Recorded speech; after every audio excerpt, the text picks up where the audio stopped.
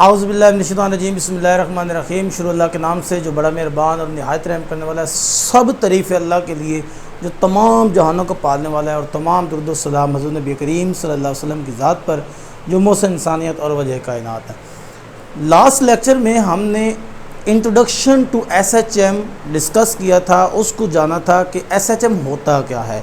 अगर खुलासतन बात की जाए तो हमने ये निचोड़ निकाला था कि simple harmonic motion is the simplest form of oscillatory motion.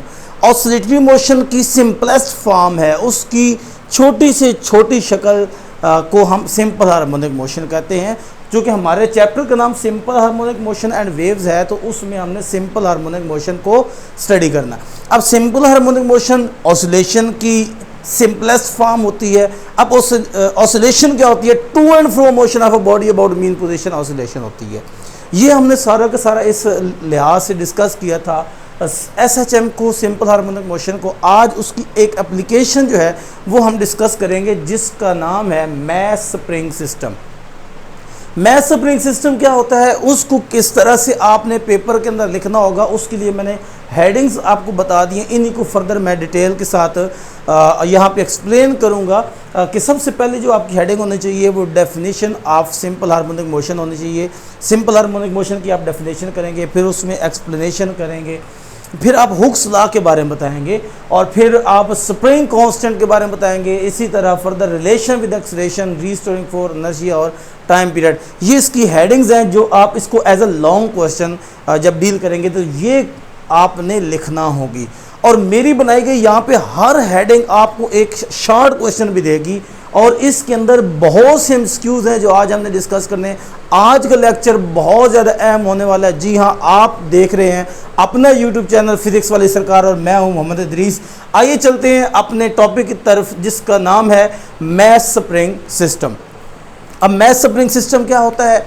Mess spring system में हम एक मैस लेते हैं, बाज़ जगहों पे, बाज़ क्लासेस में इसको ब्लॉक स्प्रिंग सिस्टम भी कहा जाता है। तो ये एक ब्लॉक है, उसको हमने एक स्प्रिंग के साथ अटैच किया है। ये हॉरिजेंटल वे में पड़ा हुआ है, ये एक लीनियर मोशन इसकी होगी, जिसको हमने डिस्कस करना है, ये ज़हन में रखिएगा। और एक रिजिड सपोर्ट के साथ इसको हमने अटैच कर दिया है। अभी ये स्प्रिंग और ये रेस्ट हालत में एक टेबल के ऊपर पड़ा हुआ है। समझ आ गई कि एक ब्लॉक है जिसको हमने स्प्रिंग के साथ अटैच किया है, और उस स्प्रिंग की दूसरे एज को किसी रिजिड सपोर्ट के साथ हमने अटैच कर दिया है। अब क्या हुआ कि इस पोजीशन के अंदर देखा जाए तो ये बॉडी रेस्ट की हालत में है, यहाँ पर ये रेस्ट में है। जैसे यहाँ पर मैं कोई फोर्स लगाऊंगा, इस पर फोर्स लगा के इसको एक्सट्रीम पोजीशन की तरफ ले जाऊंगा। अभी जिस जगह पे पड़ी है इसको मीन पोजीशन भी कहते हैं, ओरिजिन भी कहते हैं। ओरिजिन मैंने पिछले लेक्चर में डिस्कस किया था कि ओरिजिन किस सेंस में कहते हैं। रेस्ट में है, जैसे इस पर मैं फोर्स अप्लाई करूंगा, इस पर जैसे फोर्स लगेगी, अब ये कुछ ना कुछ डिस्प्लेसमेंट, ये फोर्स लगी, ये यहाँ पे आ गया, इस जगह पर तशरीफ ले आया, एक्सट्रीम पोजीशन, उसको ए का नाम दिया। इसने डिस्प्लेसमेंट कवर किया x। अभी आप पॉजिटिव नेगेटिव जो साथ लेकर उसको छोड़ दें। सिंपल आप ये समझें कि इसने कुछ डिस्प्लेसमेंट x कवर किया है। जैसे ये displacement from mean position cover करता है, एक फोर्स उस बॉडी पर, उस ब्लॉक पर, उस मैस पर लगने लग जाती है। कौन लगाता है? स्प्रिंग लगाता है कि नहीं जा किधर है, वापस तशरीफ ले आओ। वो उसको वापस खींचता है मीन पोजीशन की तरफ। जैसे मीन पोजीशन की तरफ वो लगाती है फोर्स, हालांकि हम उस पर कोई फोर्स नहीं लगा रहे, ये फोर्स, ये वाली फोर्स, ये स्प्रिंग लगा रहा है इस बॉडी पर कि नहीं, आपने नहीं जाना छोड़ के, आपने वापस मीन पोजीशन पे रहना। तो इसका काम, इसका किरदार क्या होगा कि बॉडी को मीन पोजीशन की तरफ ले आना। जितना ज़्यादा हम इसको एक्सट्रीम पोजीशन की तरफ ले जाएंगे, अगर मैं एक बॉडी को यहाँ से यहाँ तक ले जाता, यहाँ से सिर्फ यहाँ तक ले जाता, तो इसकी थोड़ी सी ऑसिलेशन, और ज़्यादा डिस्प्लेसमेंट कवर करा, और ज़्यादा ऑसिलेशन, इससे भी ज़्यादा लेकर तो ज़्यादा ऑसिलेशन होगी। मीन्स अगर हम थोड़ी सी उसको डिस्प्लेसमेंट देंगे तो वो थोड़ी ऑसिलेशन करेगा, अगर ज़्यादा डिस्प्लेसमेंट देंगे ज़्यादा ऑसिलेशन होगी। जितना ज़्यादा डिस्प्लेसमेंट देंगे इतनी ज़्यादा ऑसिलेशन होगी। लेकिन आपने सिंपल हार्मोनिक मोशन में याद रखना है कि हमने शॉर्टेस्ट डिस्टेंस देना है, डिस्प्लेसमेंट देना है, डिस्प्लेसमेंट क्या होता है? Shortest distance between two point. Displacement क्या होता है? डिस्प्लेसमेंट होता है shortest distance between two points. दो पॉइंट्स के दरमियान शॉर्टेस्ट डिस्टेंस को डिस्प्लेसमेंट कहते हैं, जहां पर उसको एक्स से ज़ाहिर किया गया। अच्छा, अब ये हमने डिस्कस किया है इसकी डेफिनेशन को, जो सिंपल हार्मोनिक मोशन की डेफिनेशन है उसको। एक्सप्लेनेशन में बेटे आपने डायग्राम हमेशा एक्सप्लेनेशन में बनानी है। ये जो डायग्राम मैंने बनाई है ये आपने एक्सप्लेनेशन के अंदर बनानी है। जैसे एक्सप्लेनेशन की हेडिंग बनाएंगे फिर ये डायग्राम बनाएंगे। अब डायग्राम के अंदर हमने ये ऑब्जर्व किया कि जितनी ज़्यादा डिस्प्लेसमेंट कवर करा रहे हैं इतनी ज़्यादा रिस्टोरिंग फोर्स लग रही है। मीन्स हमारे पास force is directly proportional to the displacement. Force is directly proportional to displacement. जितना ज़्यादा फोर्स लगाएंगे, जितना ज़्यादा displacement from mean to extreme होगा उतनी ज़्यादा रिस्टोरिंग फोर्स होगी। लेकिन आप ये भी देखें, अगर हमारे पास मीन पोजीशन से राइट साइड पे अगर जाएं, हमारे पास डिस्प्लेसमेंट पॉजिटिव होगा तो फोर्स नेगेटिव होगी। लास्ट लेक्चर में ये मैं बड़ी डिटेल के अंदर डिस्कस कर चुका हूँ। अगर किसी ने मेरा पहला लेक्चर नहीं देखा, यहीं पे वीडियो स्टॉप करें, पहले वो लेक्चर देखें, फिर इस बात की आपको समझ आएगी कि नेगेटिव साइन क्या है। पहला लेक्चर इंट्रोडक्शन टू SHM, उसमें हजरत जी यहां से जैसे डिस्प्लेसमेंट कवर किया, restoring force toward mean position है। लेकिन देखिए दोनों के अंदर इसकी डायरेक्शन इधर है फ्रॉम O टू A, और इसकी डायरेक्शन A टू O है, अपोजिट डायरेक्शन। और फिजिक्स का ये रूल है कि जब दो चीज़ों के दरमियान अपोजिट डायरेक्शन आती है तो उसके लिए नेगेटिव साइन लगाया जाता है। तो हमने यहाँ पे क्या कर दिया? नेगेटिव साइन लगा दिया। ये हमारे पास क्या है? ये हमारे पास हुक्स लॉ है। हुक्स लॉ क्या कहता है? Force is directly proportional to the displacement but in opposite direction. Opposite direction को नेगेटिव साइन से जाहिर किया जाता है। याद रखेंगे, नेगेटिव साइन किससे? Negative sign. फिजिक्स का ये रूल है कि नेगेटिव साइन, मैं लिख देता हूं, negative sign shows opposite direction किसी between two points, between two points या टू थिंग्स, दो चीज़ों के दरमियान अपोजिट डायरेक्शन को शो करने के लिए नेगेटिव साइन यूज़ किया जाता है। तो यहाँ पर भी हमने क्या यूज़ किया है? Negative sign. क्यों? यहाँ पर ये क्या था? इसकी अपोजिट डायरेक्शन। दो चीज़ें यहाँ पे हैं, पहली चीज़ ये बता दी, दूसरी ये कि force is directly proportional to the displacement.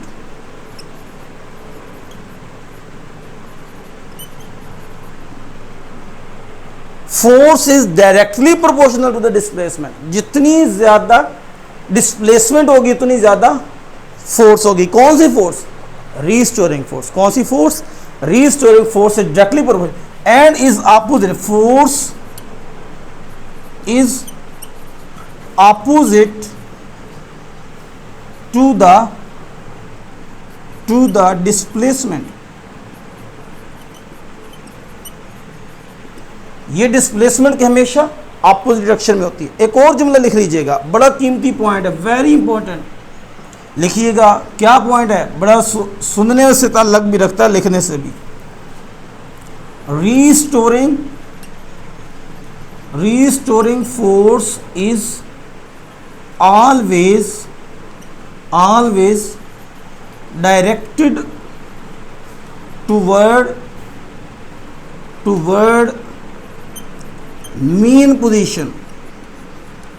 Restoring force हमेशा मीन पोजीशन की तरफ रहती है। ये बड़ा अहम एमसीक्यूज है। कितनी ही बातें की। पहली बात कि नेगेटिव साइन हमेशा अपोजिट डायरेक्शन को शो करता है। अब यहाँ पे अपोजिट डायरेक्शन डिस्प्लेसमेंट और फोर्स के दरमियान में है। इस रिलेशन से हमें क्या मिला? दो चीज़ें। पहली चीज़, force is directly proportional to the displacement. Force displacement के डायरेक्टली प्रोपोर्शनल। डायरेक्टली प्रोपोर्शनल क्या होता है कि एक चीज़ के बढ़ने से दूसरी भी बढ़ जाए, या एक चीज़ की कम होने से दूसरी भी कम हो जाए, तो ये डायरेक्ट रिलेशन होता है। इसके साथ दूसरा इनवर्स रिलेशन होता है। इनवर्स इन्वर्स रिलेशन कौन सा होता है कि अगर एक चीज़ बढ़े तो दूसरी कम हो जाए, या एक कम हो दूसरी बढ़ जाए, इसको इन्वर्स रिलेशन कहते हैं। तो यहाँ पे डायरेक्ट रिलेशन है, यहाँ पे क्या है, डायरेक्ट रिलेशन। दूसरी चीज़, force is opposite to the displacement. अगर डिस्प्लेसमेंट राइट साइड पे है तो रीस्टोरिंग फोर्स लेफ्ट साइड पे, तो इसलिए अपोजिट डायरेक्शन। और बड़ी अहम बात क्या, restoring force is always directed toward the mean position, हमेशा मीन पोजीशन की तरफ रहेगा। मिटा दूं, नोट किया है? नहीं किया? सर जी आपने तो मिटा दिया, नोट करना था। कोई बात नहीं बेटा, वीडियो को करे स्टॉप और इसको दोबारा से लिख सकते हैं, फिर वापस आइएगा। तो मैंने यहाँ पे लिखा, हुक्स लॉ की हेडिंग में आ रहा हूँ, हुक्स लॉ। क्या लिखा था, force is directly proportional to the displacement, force is a directly proportional to displacement. हजरत जी याद रखिएगा कि जब प्रोपोर्शनैलिटी का साइन हटाते हैं, ये साइन ऑफ प्रोपोर्शनैलिटी है, साइन ऑफ प्रोपोर्शनैलिटी, इसको हटा के ये रिलेशन शो करता है, ये इक्वेशन नहीं है।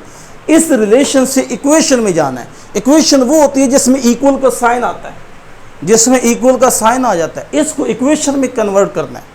अब जब भी रिलेशन हटाते हैं, साइन ऑफ प्रोपोर्शनैलिटी हटाते हैं, दो चीज़ें लगाना होती है।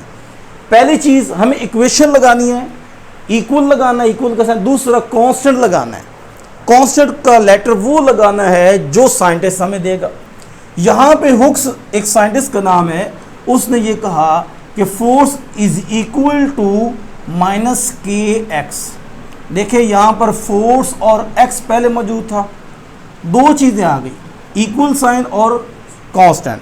इस कांस्टेंट को कहते हैं spring constant, spring constant.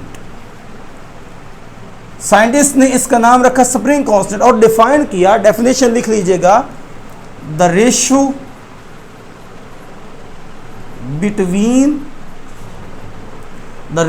Between force and force acting on a body and displacement x covered by a body in a mass spring system is called spring constant.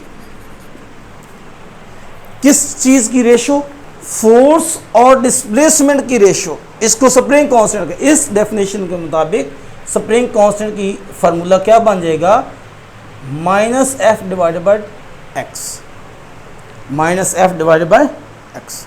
तो ये स्प्रिंग कांस्टेंट की definition लिख लीजिएगा, बढ़िया है। मैं 2 number के लिए पेपर में आ चुकी है, ये बहुत ज़्यादा आती है।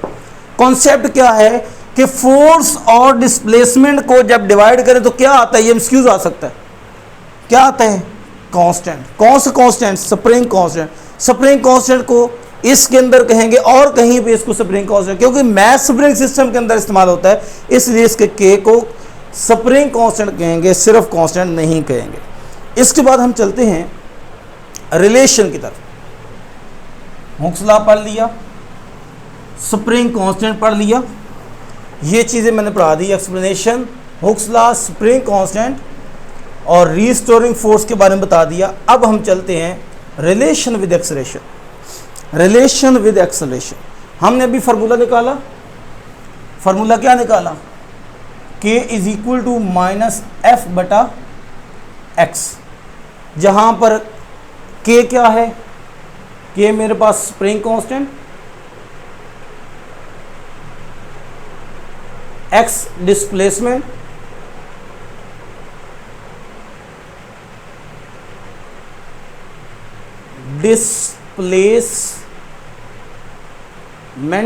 और F is a restoring force, इसको रीस्टोरिंग फोर्स। आपको याद होगा 9th में आपने न्यूटन सेकंड लॉ पढ़ा था, और न्यूटन सेकंड लॉ में आपने फार्मूला पढ़ा था F is equal to m में, बड़ी अच्छी तरह याद होगा F is equal to m में। अगर आपने 9th पढ़ी है, अगर नहीं पढ़ी तो मेरे यूट्यूब चैनल पर आप 9th का न्यूटन सेकंड लॉ का लेक्चर देखेंगे तो आपको ये नज़र आएगा कि ये क्या था। वरना ज़रूरत नहीं है, बस सिंपल आपको ये पता होना चाहिए। और मुझे बड़ा अच्छे तरह आप लोगों की काबिलियत पर यकीन है कि आपको ये याद होगा कि फोर्स का न्यूटन का जो सेकंड लॉ था F is equal to m में। अब यहाँ पर इसको पुट कर दें, K is equal to minus F की जगह पे पुट कर देंगे m में, F is equal to m में divided by x, K is equal to minus m। अब क्या करें ज़रा, इस a को इधर रहने दें, बाकी ये इधर डिवाइड हो रहा है, इधर जाके मल्टीप्लाई, इधर ये मल्टीप्लाई हो रहा है, इधर आके डिवाइड हो जाएगा। K x divided by m साथ minus is equal to a रह जाएगा। मैं अब इसको ज़रा तरतीब देने लगा हूँ, अगर किसी को इतराज़ ना हो तो क्या मैं इसे कुछ यूँ लिख सकता हूँ, माइनस के डिवाइडेड बाय एम इंटू ए। क्यों ऐसा लिखा है मैंने? उसकी वजह यह है कि के भी कांस्टेंट है, एम भी कांस्टेंट है। कांस्टेंट होता क्या है? कांस्टेंट वो वैल्यू होती है जो चेंज ना हो। अब मुझे बताओ, जब मैस मूव कर रहा है क्या मैस की वैल्यू चेंज हो सकती है? याद रखिएगा, mass does not change with the change of place. Mass does not change with the change of place. जगह के तब्दील करने से मैस तब्दील नहीं होता, जगह के तब्दील करने से मैस तब्दील नहीं होता। तो इसलिए मैस भी कांस्टेंट, स्प्रिंग कांस्टेंट, नाम से जाहिर है कि कांस्टेंट है। अब इन दोनों की रेशो भी कांस्टेंट होगी, मतलब 6 डिवाइडेड बाय 3 करें, 6 भी कांस्टेंट है, 3 भी कांस्टेंट है। इसका जो आंसर आया 2 वो क्या है? कांस्टेंट है ना। ये भी कांस्टेंट, ये भी कांस्टेंट, दोनों की रेशो भी अगेन क्या आ गई? कांस्टेंट आ गई। It's mean constant divided by constant is equal to constant. तो मैं यहां पे लिखूंगा a is equal to minus into constant, minus into constant into a। अब आपको पता है कि जब कांस्टेंट और इक्वल को हटाएंगे तो हमारे पास रिलेशन जिस तरह हमने पहले लिखा था, force is directly proportional to x। तो प्रोपोर्शनल का साइन हटा के हमने दो चीज़ें लगाई थी, इक्वल और कांस्टेंट। अब इक्वल और कांस्टेंट हटा के प्रोपोर्शनैलिटी का साइन लगाएंगे। a प्रोपोर्शनल है माइनस ए, सॉरी x, यहाँ पे गलती हुई, x ने इधर आना था, यहाँ पे x मौजूद है, ठीक है, यहाँ पर x मौजूद है, x, ये थोड़ा सा देख लीजिएगा। x is directly proportional to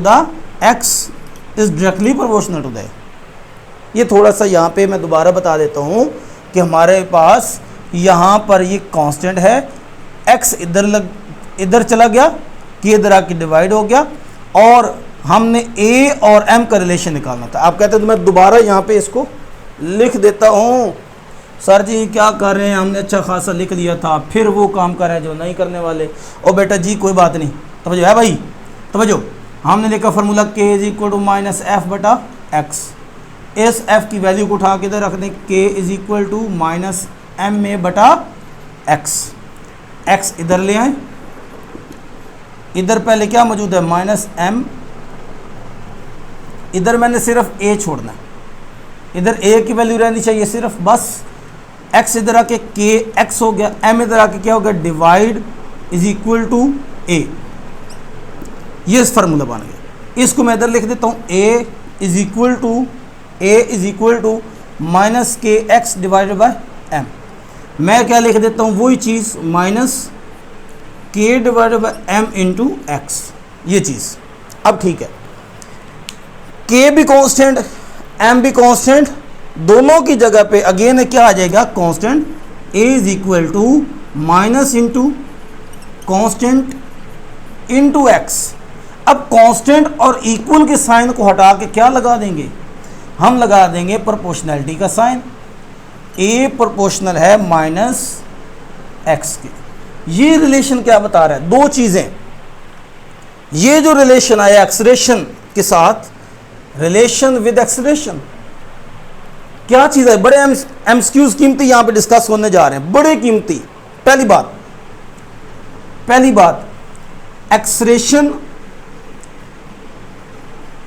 acceleration is directly proportional to the displacement. हाँ जी, एक्सलेरेशन भी डिस्प्लेसमेंट के डायरेक्टली प्रोपोर्शनल है। जिस तरह रीस्टोरिंग फोर्स डिस्प्लेसमेंट के डायरेक्टली प्रोपोर्शनल है ना, इसी तरह एक्सलेरेशन भी डिस्प्लेसमेंट के डायरेक्टली प्रोपोर्शनल है। और दोनों के दरमियान में कौन सी डायरेक्शन है, अपोजिट डायरेक्शन है।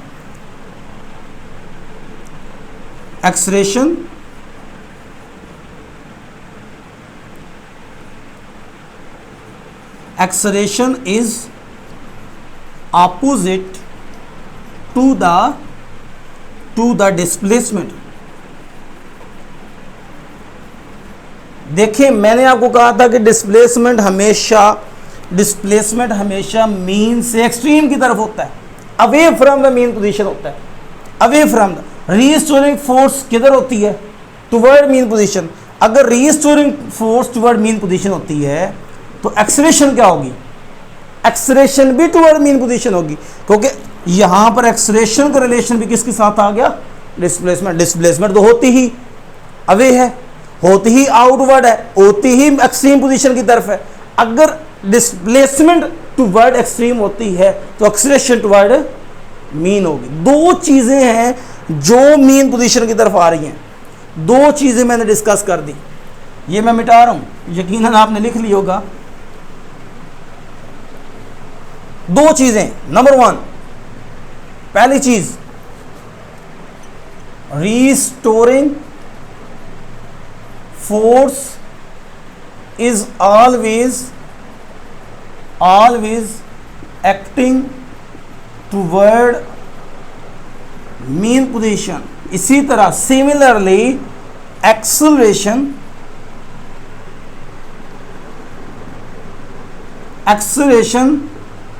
is also directed toward mean position।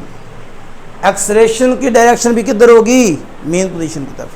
किधर होगी, मीन पोजीशन। अच्छा, मैं एक जनरल बात करने जा रहा हूँ कि अगर force is directly proportional displacement directly proportional to acceleration. अगर देखे ना, एक हमने रिलेशन लिखा कि force is directly proportional to the displacement, दूसरा रिलेशन लिखा displacement directly proportional to the acceleration. तो ये नहीं, तीनों आपस में डायरेक्ट रिलेशन। तो हम ये लिख सकते हैं force is directly proportional to the displacement directly proportional to the acceleration. मैं नेगेटिव साइन नहीं लिख रहा। उसकी वजह ये है कि सिर्फ मैं कॉन्सेप्ट देना चाह रहा हूँ। नेगेटिव साइन तो शो कर रहा है अपोजिट डायरेक्शन को, सिर्फ एक नया एक्सक्यूज बताने जा रहा हूँ। हमें यह भी पता है कि force directly proportional displacement acceleration के, तो फिर what is the relation between force and acceleration. Force और एक्सेलरेशन में भी कौन सा रिलेशन होगा, हाँ जी, देखिए ना, फोर्स का डिस्प्लेसमेंट के साथ रिलेशन है, डिस्प्लेसमेंट का एक्सेलरेशन के साथ है। Then what will be the relation between force and acceleration, also directly proportional. Force is directly proportional to acceleration. Sir ji कोई और मिसाल दें।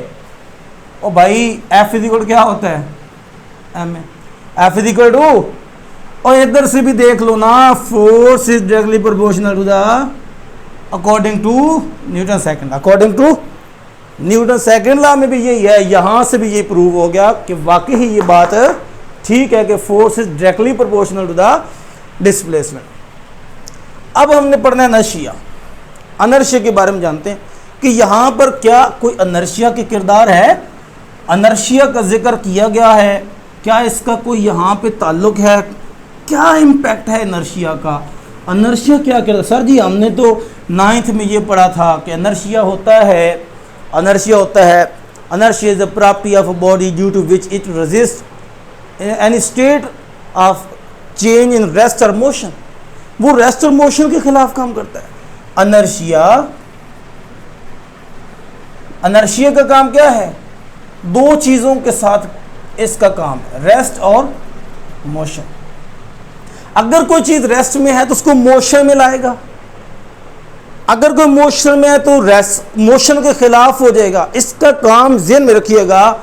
अनर्शिया का काम होता है हमेशा किसी एक पोजीशन, किसी एक स्टेट के खिलाफ काम करना. अगर बॉडी रेस्ट में है तो ये रेस्ट के खिलाफ काम करेगा, अगर बॉडी मोशन में है तो ये मोशन के खिलाफ करे. मुझे बताओ कि अगर एक बॉडी जो है वो साइकिल है, बाईसाइकिल, वो आप चला रहे हैं और एक बंदा जो है वो पीछे से आपको पुशअप करता है तो आपकी स्पीड बढ़ जाएगी. इसी तरह गाड़ी खड़ी है, उसको वो धक्का लगाएंगे, वो ज़्यादा तेज़ आगे जाएगी, या साइकिल को धक्का लगाएंगे तो आगे ज़्यादा तेज़ जाएगा. तो अंडरस्टूड सी बात है. जिसका मैस कम होगा उसके अंदर अनर्शिया कम होगा, मतलब रेजिस्टेंस कम होगी, उसमें अनर्शिया कम. अगर मैस बढ़ जाए अनर्शिया बढ़ जाएगा. इसलिए तो कहा जाता है inertia is directly proportional to the mass. ये मैस पे डिपेंड करता है. जितना ज़्यादा मैस होगा उतना ज़्यादा अनर्शिया. लेकिन यहाँ पर अनर्शिया का ये काम नहीं लेना हमने अनर्शिया से पूछना है कि जैसे इस बॉडी को मीन से एक्सट्रीम पर ले गए तो ये बॉडी दोबारा यहीं भी रुकनी चाहिए थी. और जी थोड़ी खोती सर जी क्या करें आप. अच्छा जी वापस आए भाई. यहाँ से मीन पोजीशन से एक्सट्रीम पोजीशन पर ले गए, एक्सट्रीम से दोबारा मीन भी रुक जाना चाहिए था, नहीं रुकती. मीन पोजीशन ओ से ए की तरफ चली जाती है, ओ से ए पर रुक जाना चाहिए था, ए से ओ पर रुक जाना चाहिए था, ओ पे नहीं रुकती बल्कि बी की तरफ चली जाती है. किस वजह से? अनर्शिया की वजह से. क्योंकि यहाँ पे रेस्ट में आना था, रेस्ट के खिलाफ काम हुआ मोशन, तो ये तो अनर्शिया है. इसलिए हम कहते हैं ये जुमला लिखना है, due to inertia body does not stop at mean position O but continue its motion or it move toward extreme position B. ये एक्सट्रीम बी की तरफ चला जाएगा. किस वजह से? अनर्शिया की वजह. सवाल आता है, क्वेश्चन आता है, एमसीक्यूज आता है, why body does not stop at mean position? Due to inertia. तो ये अनर्शिया का किरदार था. और इस आज के दिन की आखिरी हेडिंग, इस टॉपिक की आखिरी हेडिंग कौन सी है? आखिरी हेडिंग है time period. Time period. How we can find the time period of mass spring system? We can find the time period of mass spring system by the following formula: T is equal to pi square root of m by k. ये इसका formula है. ये first year में जाके इसको detail में पढ़ेंगे, लेकिन यहाँ पे सिर्फ फार्मूला डिस्कस किया गया है. इस फार्मूला की मदद से यहाँ पे T क्या है? T is a time period. Time period क्या होता है? Number of oscillation. एक ऑसिलेशन मुकम्मल होने में कितना टाइम लगेगा? मीन से एक्सट्रीम, एक्सट्रीम से मीन, फिर एक्सट्रीम, फिर मीन. यानी कि दोबारा एक पूरा राउंड मुकम्मल करने में जितना टाइम लगेगा उसको टाइम पीरियड कहेंगे. आगे हम जाके पढ़ेंगे इसको. पाई इसकी वैल्यू होती है 3.1415. ये कांस्टेंट वैल्यू होती है, या 22/7 भी इसको कहते हैं पाई की वैल्यू को. दोनों सेंस. एम क्या है? मैस. ये जो साथ अटैच किया गया कि क्या है? Spring constant. कौन सा स्प्रिंग कांस्टेंट? जो हमने अभी पढ़ा k is equal to minus F बटा एक्स, ये वाला स्प्रिंग कांस्टेंट। ये इस पर डिपेंड करता है टाइम पीरियड। ये जुमला लिखिएगा एक, time period of mass spring system is depends upon mass। ये mass पे डिपेंड करता है, mass पे डिपेंड करता है। आइए देखते हैं कैसे। ये अब मैं डायग्राम खत्म करने लगा हूं, आइए कैसे देखते हैं। एक क्वेश्चन लिखूंगा। क्वेश्चन क्या है? क्वेश्चन ये है, if we double the mass, if we, question is, question very important question, if we double the mass of a block attached to a spring, then what will be the time period of mass spring system? mass spring system का time period क्या होगा? हमने अब बताना है time period. तो उसके मुताबिक क्या है? t is equal to m is equal to 2m। यानी कि उसने कहा ना कि उसका मैस डबल कर दिया जाए। अगर उसका मैस 1 kg था, अब हमने क्या कर दिया 2 kg। अगर उसका मैस 1 kg था, अब 2 kg डबल कर दिया। इसके अकॉर्डिंग हमारे पास formula t is equal to 2 pi square root of m by K. Now according to condition, according to condition क्या थी?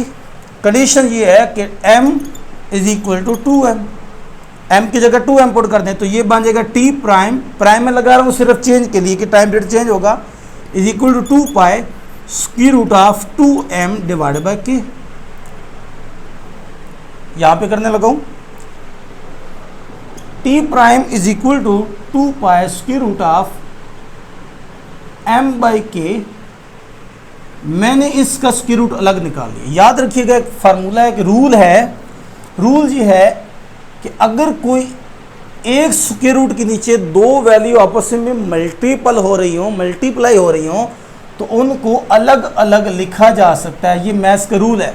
इसी तरह यहाँ पर दो वैल्यूज़ एक ही स्क्वायर रूट के नीचे मल्टीप्लाई हो रही थी, मैंने इसको अलग लिख लिया, 2 को अलग लिख लिया, ये वाला अलग लिख लिया। इस तरह क्यों लिखा है?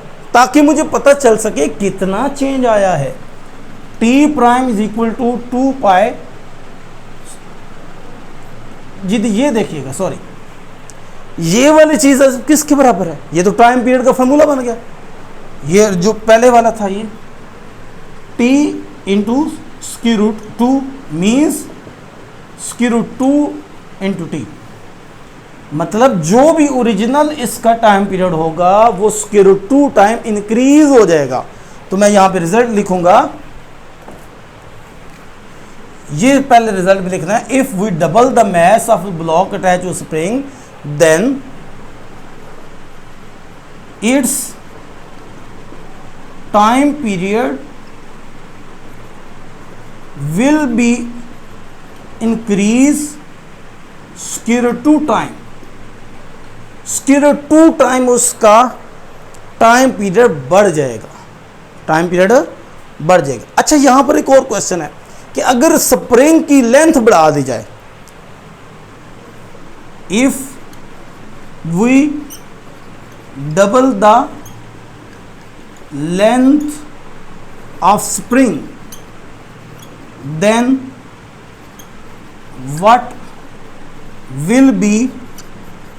what will be the time period of mass spring system? और भाई जब लेंथ पे डिपेंड ही नहीं करता, फार्मूला तो ये है, फार्मूले के अंदर क्या है 2 पाई एम बाई के तो कांस्टेंट है, एम पे डिपेंड करता है, एम चेंज होगा तो टाइम पीरियड चेंज होगा।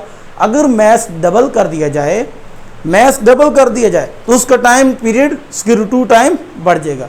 अच्छा, अगर मैं यहाँ पे ये कहूँ इफ़ वी डबल के बजाय 4th टाइम इंक्रीज कर दे, मैथ 4 गुना बढ़ा दें, 4 गुना बढ़ा दें, तो स्क्वायर रूट में इसकी वैल्यू क्या हो जाएगी, यहाँ पे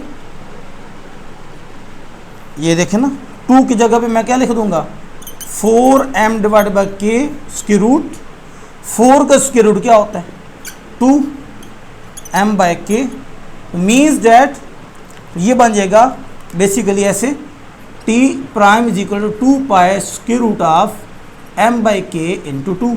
मतलब अगर 4 टाइम मैथ बढ़ा देंगे तो उसका टाइम पीरियड डबल हो जाएगा। अगर पहले 2 सेकंड था अब 4 सेकंड हो जाएगा, अगर उसका इनिशियली 1 सेकंड था तो अब 2 सेकंड होने लग जाएगा। तो ये आज की हमारी एप्लीकेशन थी, किसकी एप्लीकेशन थी, मैथ स्प्रिंग सिस्टम की, सिंपल हार्मोनिक मोशन की एक सिंपल एप्लीकेशन को डिस्कस किया है जिसका नाम था मैथ स्प्रिंग सिस्टम। इसको ब्लॉक स्प्रिंग सिस्टम भी कहते हैं। बहुत ज़्यादा अहम है पेपर पॉइंट ऑफ व्यू से। आई होप आपको अच्छा लगेगा। अपना ख्याल रखिएगा, मिलते हैं नेक्स्ट लेक्चर में। अपना ख्याल रखिएगा। अल्लाह हाफ़िज़।